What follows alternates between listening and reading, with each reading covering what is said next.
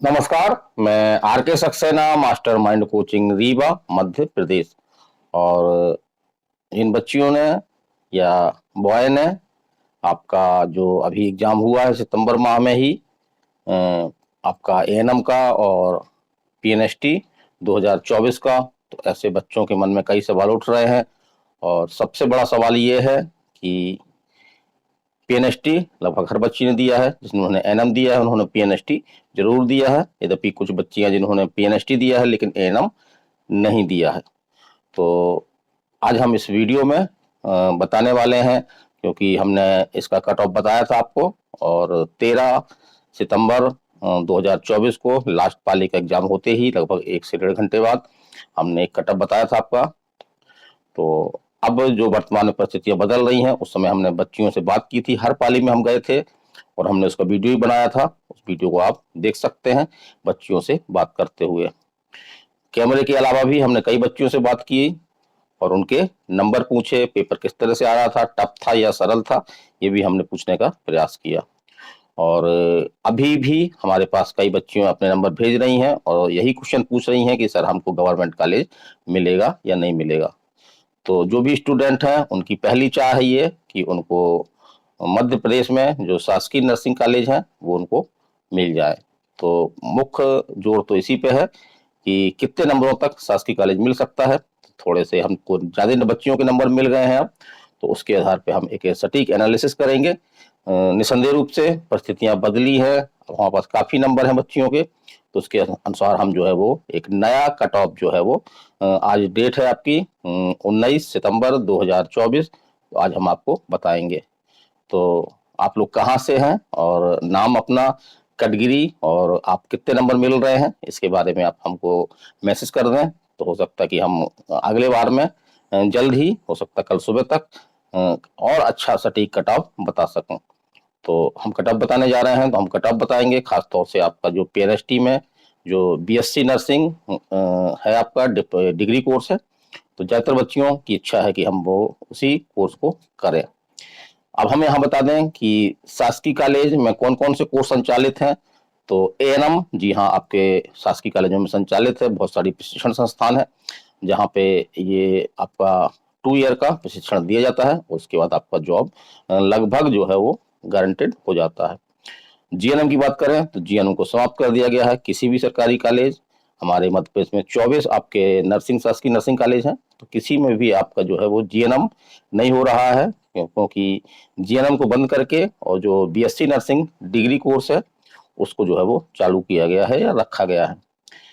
अब हम बात कर रहे हैं कि जीएनएम नहीं होता है और एएनएम होता है और आपका बीएससी नर्सिंग होता है। तो इन्हीं दोनों कॉलेजों में गवर्नमेंट में आप कितने नंबरों तक आपको जो है वो कॉलेज मिल सकता है।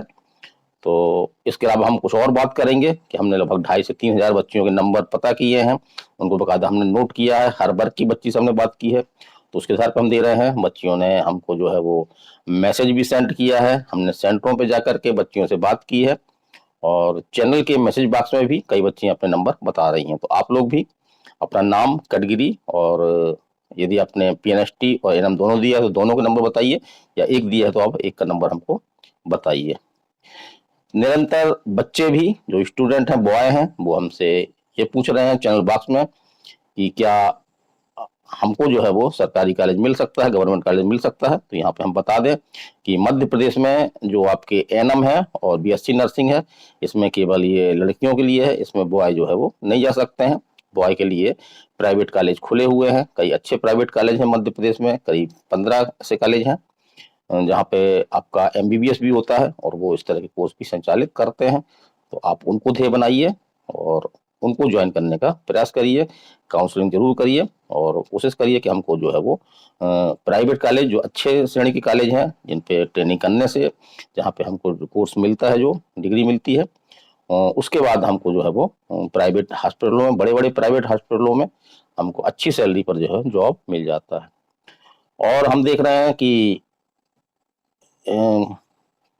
कई प्राइवेट कॉलेज वालों के फोन भी आ रहे हैं। जैसे अभी हम कुछ देर पहले हमारे पास एक बच्ची के पिताजी के फोन आए कि सर हमारे पास एक फोन आया है जो प्राइवेट कॉलेज का है और वो बोल रहे हैं कि आप अपना एडमिशन करवा लें। तो हम सतर्क करना चाहेंगे, आप लोगों को सावधान करना चाहेंगे कि जो भी प्राइवेट कॉलेज में सीटें आवंटित होंगी आपको, वो इसी पीएनएसटी या एनएम के नंबरों पर ही आपको दी जाएंगी। अलग से कोई एडमिशन नहीं ले सकता है। अगर कोई अलग से एडमिशन दे रहा है तो जो है ये वैधानिक नहीं है। तो बिल्कुल इन बातों पर बिल्कुल ना आए, और जल्द ही आपकी काउंसलिंग भी होगी। जैसा कि हमने एक वीडियो में बताया भी आपको कि कब तक आ सकता है रिजल्ट, और जैसे ही रिजल्ट आएगा उसके कुछ ही दिनों बाद जो है वो काउंसलिंग भी शुरू हो जाएगी। तो अब काउंसलिंग के माध्यम से ही कॉलेज में, भले आप प्राइवेट कॉलेज ले रहे हैं, तो काउंसलिंग के बाहर आपको कोई भी कॉलेज नहीं लेना है जब तक आप काउंसलिंग नहीं करा लेते हैं।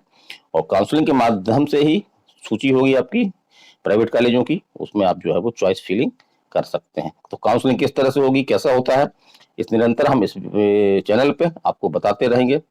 तो चलिए आज हम बात करते हैं कट ऑफ की। तो कुछ कट ऑफ में थोड़ा सा परिवर्तन आया है, और एक बात हम और बोलें कि कट ऑफ के नाम पर चैनलों की भरमार है। हर चैनल का संचालक जो है वो अपना अपने अपने अनुसार जो कट ऑफ बता रहे हैं। तो इसमें से कुछ कट ऑफ आपके जो है वो सत्यता के करीब हैं, लेकिन कुछ कट ऑफ ऐसे हैं जो कि आपको सिर्फ खुश करने के उद्देश्य से किए जा रहे हैं। बहुत कम नंबर में भी आपको वो सिलेक्शन दिलाने का आश्वासन दे रहे हैं कि आपका सिलेक्शन हो जाएगा। तो हम इस वीडियो में ये भी बताएंगे कि कितने नंबर तक है आपका कि आप जो है काउंसलिंग कराएं, और यदि इससे कम नंबर आपके आ रहे हैं तो आप काउंसलिंग न करवा के सीधे पीएनएसटी 2025 की तैयारी शुरू कर दें। जैसा हमने अभी पिछले वीडियो में बताया आपको कि पीएनएसटी 2025 को जो एक नियम है आपका नर्सिंग काउंसिल का, तो उस नियम के अनुसार जो है 30 सितंबर, जिस वर्ष का आपका सत्र का एग्जाम है, उस सत्र के 30 सितंबर तक आपका जो है वो एडमिशन वगैरह काउंसलिंग वगैरह प्रक्रिया पूरी हो जानी चाहिए। इस संबंध में मामला न्यायालय में चल रहा है, उसका भी हम अपडेट देंगे। तो प्राइवेट कॉलेजों द्वारा ये मांग की गई है कि जो है इस डेट को 30 सितंबर के जो बाउंड्री है कि एडमिशन और आपकी काउंसलिंग हो जानी चाहिए, उसको जो है वो बढ़ाया जाए। तो अभी फैसला नहीं आया है, फैसला आएगा तो हम आपको इसी चैनल पे आपको जो है जितने जल्दी फैसला आता है हम बताने का आपको प्रयास करेंगे। तो यदि आप नए हैं चैनल में तो इस चैनल को सब्सक्राइब कर लें, बेल आइकन कर लें, और लाइक जरूर करें, ताकि हमको पता चले कि आप लोगों को वीडियो जो है वो कितना पसंद आ रहा है। तो चलिए हम करते हैं। बदलती परिस्थितियों के अनुसार कट ऑफ में निसंदेह रूप से कुछ बदलाव हुआ है, और बदलाव ये हुआ है कि कट ऑफ जो है वो नीचे कुछ तो 3 नंबर गिर रहा है नीचे। तो उसी के बारे में हम चर्चा करते हैं।